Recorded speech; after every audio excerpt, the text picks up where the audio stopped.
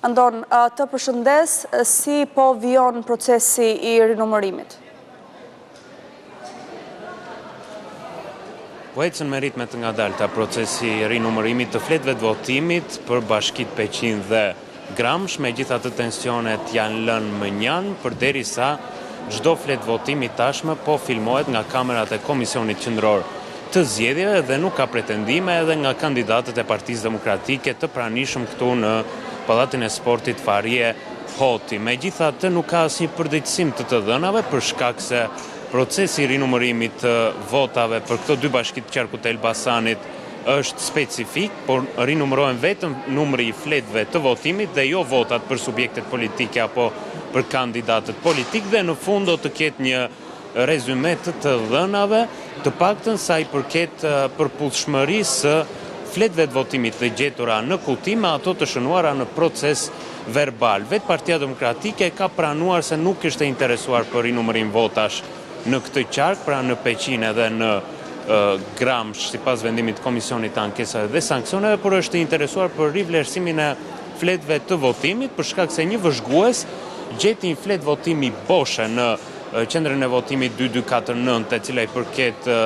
fshatit Bardhas në komunën Gjocaj të bashkisë së Peqinit, me pretendimin se kanë gjetur një tren të pestë bullgar në po të njëjtën bashki, por do të jetë Komisioni i Ankesave dhe Sanksioneve që do të verifikojë këtë fletë votimi, por edhe kutin e fshatit Bardhas të Peqinit.